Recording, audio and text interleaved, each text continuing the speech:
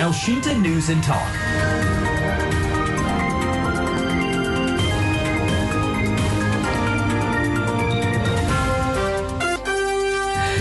Jaksa penuntut umum melimpahkan kembali berkas perkara dugaan fitnah dan pencemaran nama baik terhadap Presiden RI ke-7 Joko Widodo atau Jokowi terkait tudingan ijazah palsu Dr. Tifa ke Pengadilan Negeri Jakarta Timur. Pelimpahan ini dilakukan setelah sebelumnya majelis hakim memutuskan dakwaan jaksa batal demi hukum dalam putusan sela. Majelis Hakim PN Jaktim sebelumnya mengabulkan eksepsi atau keberatan yang diajukan oleh tim hukum Dr. Tifa dalam persidangan 3 Juli kemarin. Dalam pertimbangannya, hakim menyatakan jaksa seharusnya menguraikan secara cermat, jelas, dan lengkap uraian perbuatan yang dilakukan oleh Tifa serta menentukan delik dalam pasal apa yang dilanggar.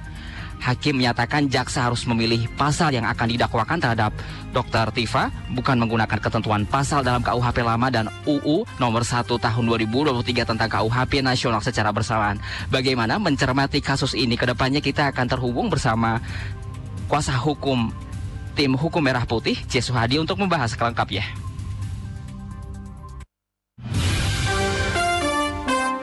Elshinta News and Talk. Selamat siang Pak Suhadi. Selamat siang Elshinta, selamat siang Akbar. Siang juga Pak Suhadi. Pak Suhadi, ini kan jaksa telah kembali melimpahkan berkas perkara Dr. Tifa ke Pengadilan Negeri Jakarta Timur setelah sebelumnya surat dakwaannya dinyatakan batal demi hukum hakim. Ini bagaimana mencermati kasus ini, Pak Suhadi? Ya, jadi memang ini orang banyak bertanya-tanya ya, karena kemarin kan yang didengar itu bahasanya vulgar. Dakwaan jaksa batal demi hukum. Kalau batal demi hukum berarti kan nggak bisa diajukan lagi. Itu seolah-olah seperti itu gitu, ya. Tapi dengan KUHP yang baru ini batal demi hukum, ya. Itu bukan kemudian tidak bisa dilanjutkan lagi atau perkara terus tidak bisa disidangkan kembali dan seterusnya gitu ya. Tapi dalam rumusan hukum terutama di KUHP pasal 75 ayat 4 ya, itu dinyatakan bahwa perkara yang dinyatakan itu batal demi hukum ya, berkaitan dengan eksepsi atau bantahan ya, itu bisa diajukan sekali lagi ya. Itu semangatnya seperti itu.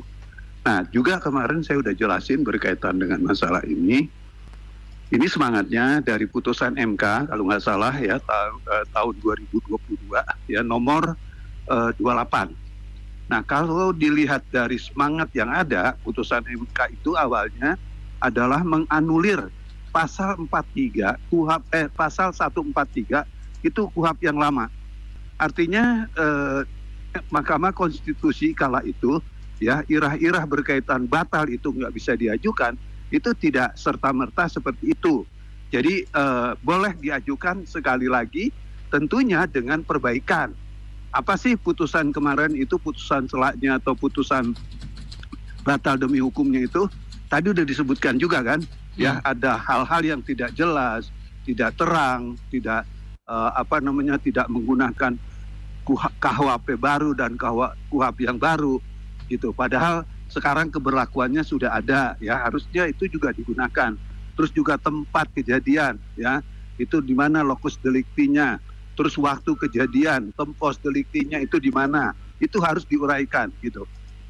Halo? Iya, Pak Suhadi masih terhubung bersama kami, Pak. Semangatnya seperti itu. Itu dulu semangatnya itu seperti itu. Iya, baik. Pak Suhadi, kalau mencermati terkait ini, apakah memang sudah sesuai mekanisme hukum yang berlaku ya, Pak Suhadi?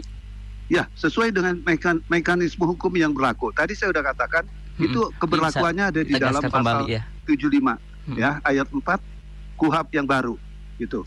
Di situ jelas sekali ditegaskan perkara-perkara berkaitan dengan yang namanya eksepsi atau bantahan apabila dikabulkan dan dakwaan dinyatakan batal demi hukum, itu bisa diajukan sekali lagi, tentunya dengan perbaikan-perbaikan. Pengajuannya bukan hanya kemudian diajukan lagi, tapi kan diperbaiki. Apa sih yang mesti diperbaiki? Tentunya runtutannya itu sesuai dengan putusan sela yang dibacakan oleh Majelis Hakim dari Pengadilan Negeri Jakarta Timur. Itu. Baik. Pak Suhadi, ini kan majelis hakim sebelumnya sudah mengabulkan ya eksepsi tim hukum Dr. Tifa karena menilai surat dakwaan ini belum memenuhi syarat formil. Kalau menurut Pak Suhadi, seberapa mendasar kekurangan yang ditemukan hakim dalam dakwaan tersebut, Pak Suhadi? Ya, kekurangan yang saya lihat ya, memang kemarin itu kan agak sedikit membingungkan ya, terutama berkaitan dengan pasal-pasal yang digunakan.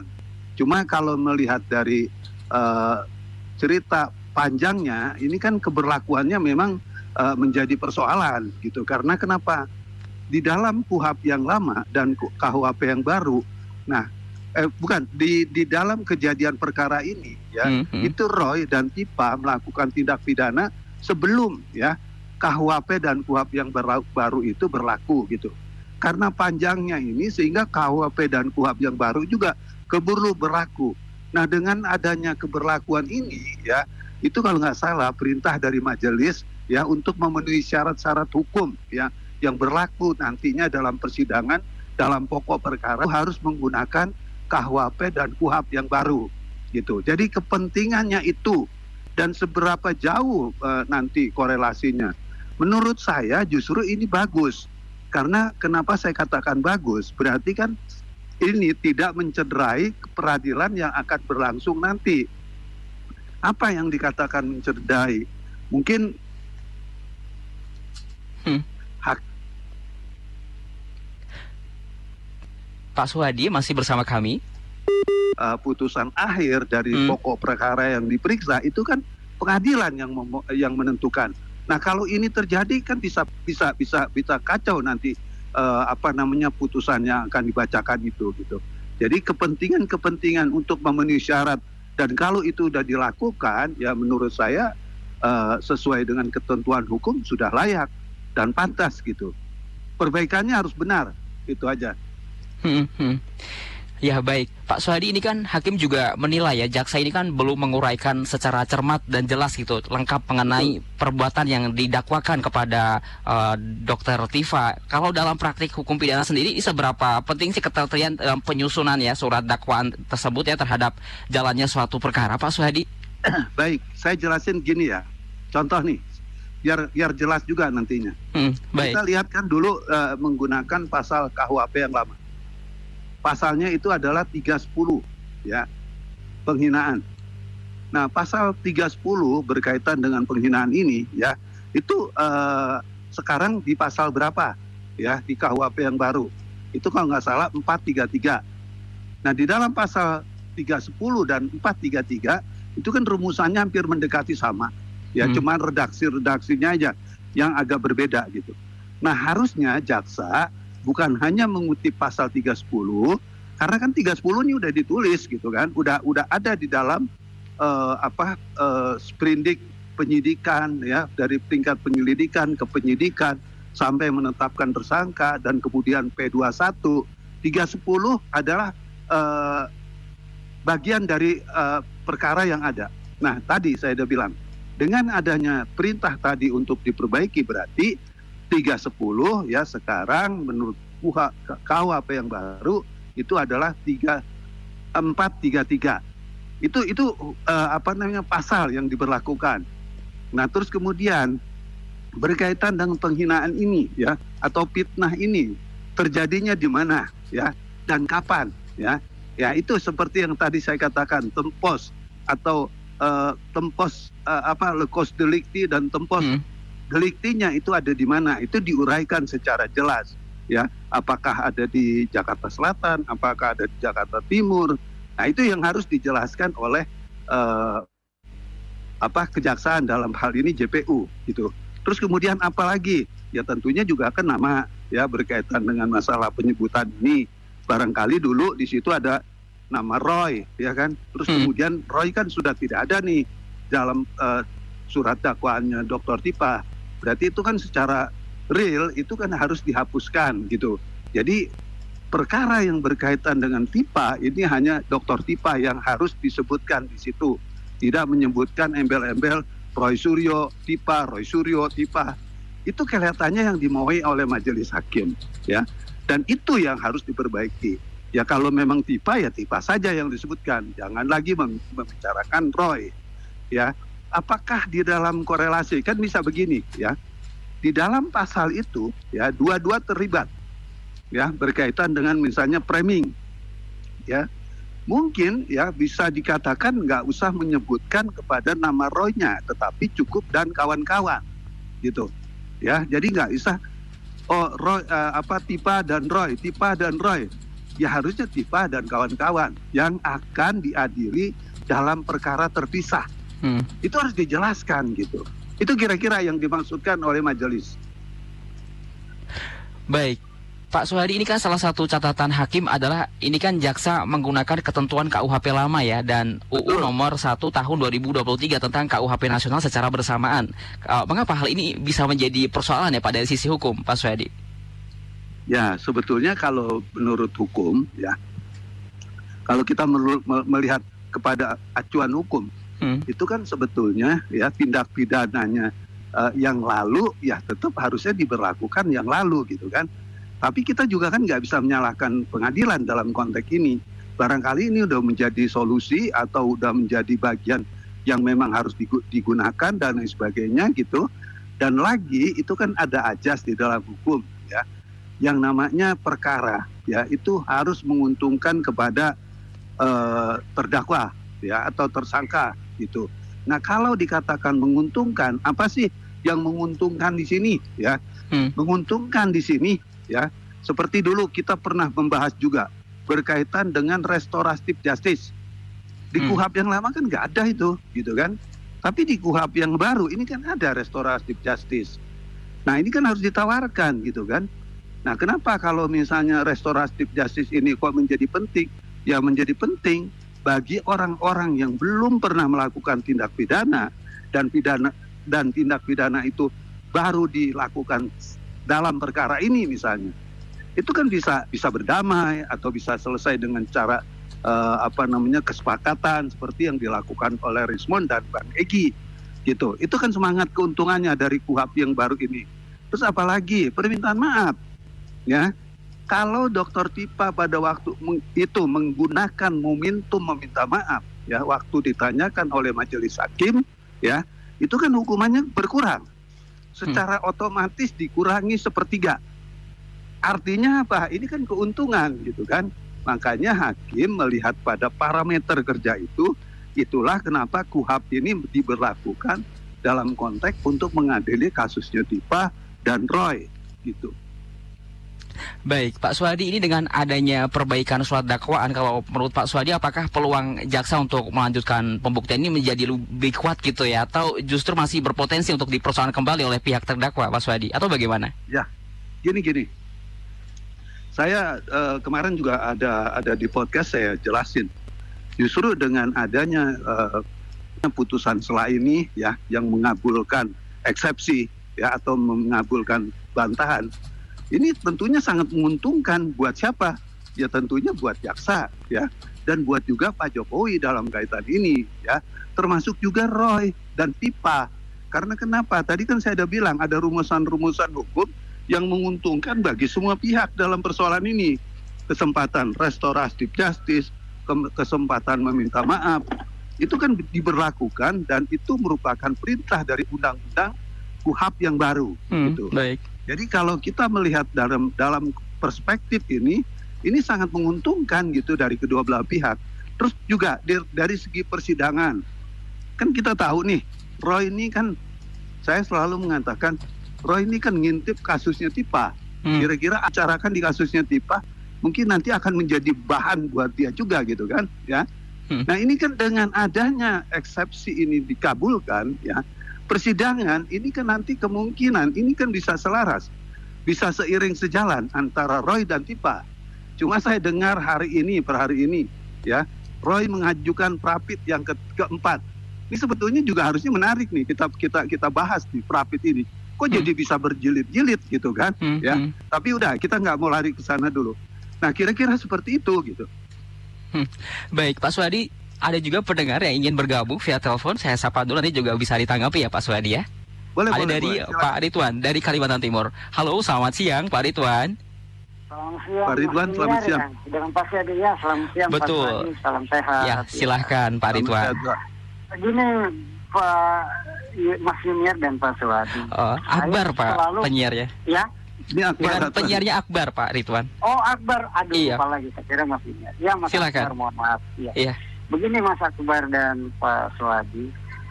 Kalau di YouTube saya itu kan selalu beritanya Pak Jokowi dan lain-lain itu ya, masalah Tifa dan Roy itu. Iya. Sikapnya itu ya, ramai betul, kita teredukasi dengan hukum gitu kan. Yang saya perhatikan, saya kayak digitalnya ya, itu hampir-hampir sama. Kalau masalah digitalnya itu hampir sama yang saya katakan di ponsel itu tadi, di ponsel saya tadi. Karena ponsel itu apa semua di situ, alat-alat yang 700 berapa itu, apakah ini hanya simulator atau simulasi hukum jika nanti ada permasalahan hukum seperti ini, digabungkan tuh antara produk hukum yang baru ini, hukum acara pidana yang baru ini dengan undang-undang ITE itu, karena kan dua yang saya perhatikan ini. Nah, jadi jika nanti terjadi hukum gejolak, permasalahan hukum perorangan atau kelompok, ini kan ada kelompok, ada perorangan. Yang diadukan tadi itu kan banyak orang tuh, di antara tiga tadi, yang satu Baik, Pak Ridwan. Mas Rimon kan.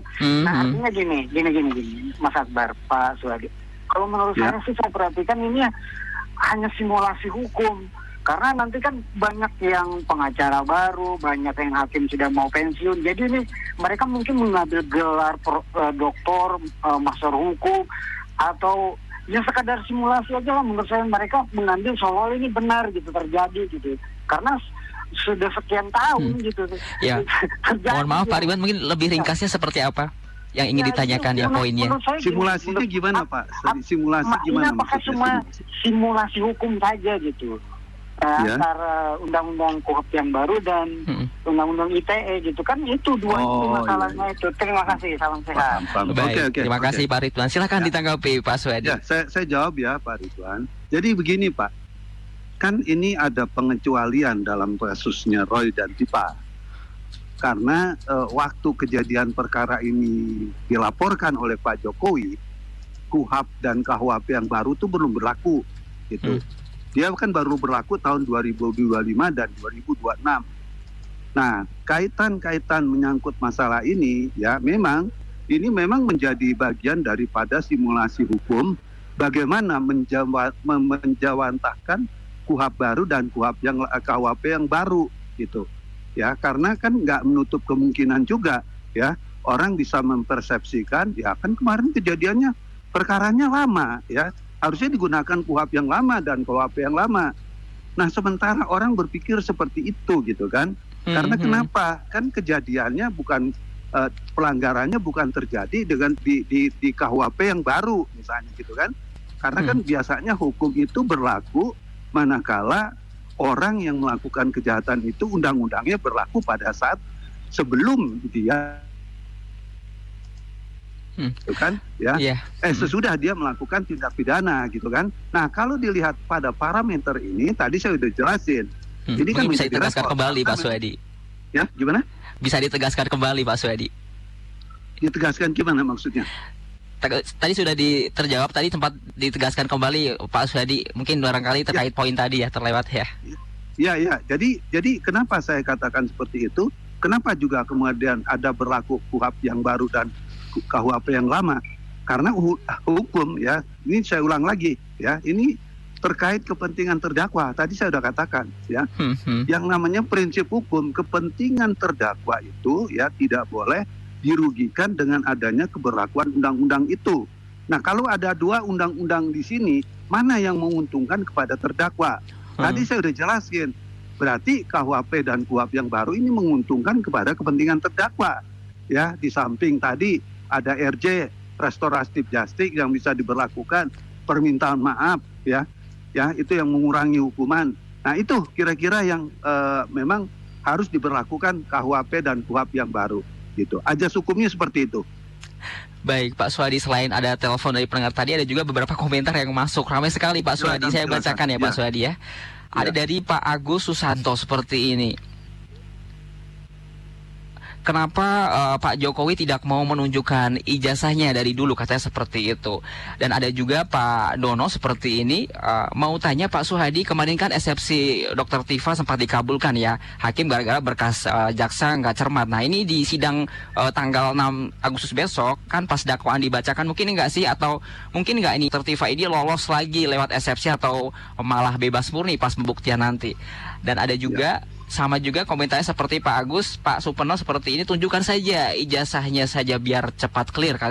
Dan ada juga komentar dari Ibu Sri Tatik di Bintaro seperti ini, sebagai mantan pimpinan harusnya tidak usah lah bikin gaduh ya, tunjukkan saja ijazahnya Pak, ya logowo memang ada, disaksikan kedua belah pihak, periksa secara ilmiah, kalau AC ya hukum saja itu ya, si Roy Suryo CS dan kawan-kawan kalau seperti itu. Silakan ditanggapi Pak Suhadi. Baik. Jadi gini, memang ya menarik sih. Karena kan bagi orang-orang yang tidak terlalu memahami ajas-ajas hukum, itu kan memang prinsipnya dibikin sederhana aja lah, tunjukin aja lah ijazahnya kan gitu ya. Gitu. Padahal di dalam adigium hukum itu nggak seperti itu. Justru dengan adanya begitu, dengan adanya sekonyong-konyong memfitnah, memviralkan dan lain sebagainya, ini kan ranah pidana yang berbeda gitu kan. Mungkin kalau seandainya memang Roy meminta tidak di framing di media sosial, di media nasional, itu tentunya juga akan lain gitu. Nah terus juga kenapa sih nggak ditunjukin ijazahnya? Ini ada adigium hukum ya di dalam hukum pidana. Siapa yang menuduh dia harus membuktikan. Itu semangatnya seperti itu gitu kan. Jadi dalam kaitan ini harusnya Roy Suryo yang menunjukkan di mana letak ijazah Pak Jokowi itu palsu. Nah sementara dia belum pernah melihat ijazahnya Pak Jokowi, belum tahu ijazahnya Pak Jokowi itu seperti apa, kok tiba-tiba sudah menuduh.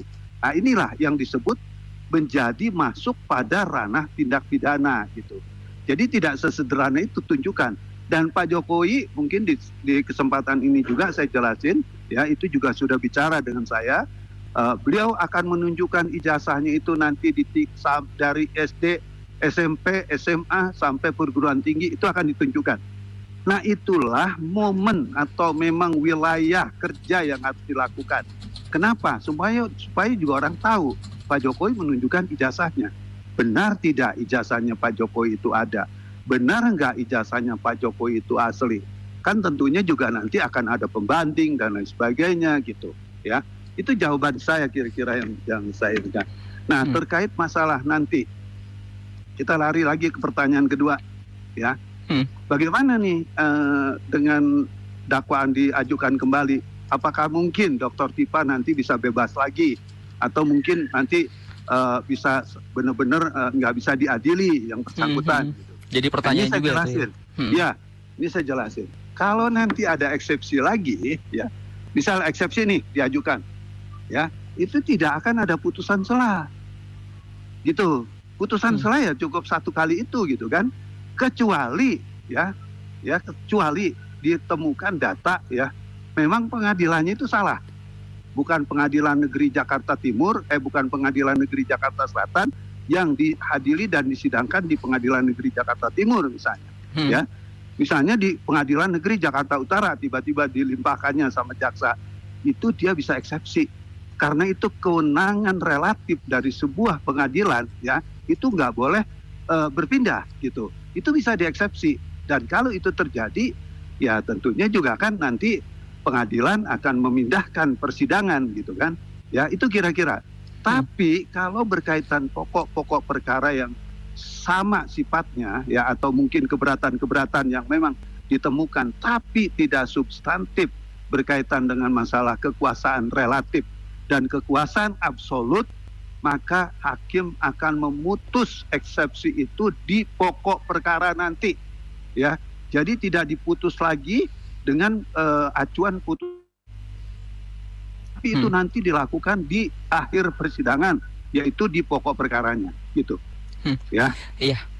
Baik, Pak Suhadi, ini kan sidang pada 6 Agustus nanti kan akan dimulai dengan kembali dari pembacaan dakwaan ya, Pak Suhadi ya. Betul, ini, pembacaan dakwaan. Apakah sidang tersebut nanti murni mengulas proses dari awal atau putusan setelah sebelumnya, atau memiliki implikasi hukum Pak dalam persidangan sebelumnya, atau bagaimana Pak? Jadi gini, ya, dugaan saya nggak memiliki, ada sih implikasi hukumnya ada. Kan pasal-pasal berubah, ya kan? Lokus dan temposnya mungkin nanti akan diperjelas lebih rinci, ya. Kejadian pasal ini di mana, kejadian pasal ini di mana, dan lain sebagainya. Waktunya kapan, dan lain sebagainya. Itu nanti yang akan diuraikan. Secara signifikan, itu nanti akan berbeda dari dakwaan yang lalu, gitu, ya. Tapi semua itu kan merujuk kepada putusan pengadilan gitu ya. Jadi berkaitan dengan masalah-masalah kejadian besok itu tidak mengurangi substantif apapun berkaitan dengan persidangan ini ya. Dan kalaupun itu diajukan eksepsinya itu tidak akan dilakukan putusan sela lagi seperti yang kemarin gitu kan.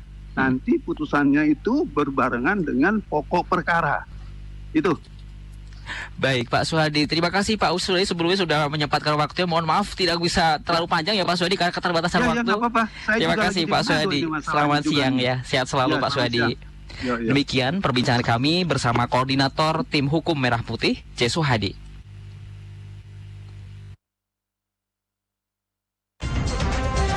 El Shinta News and Talk.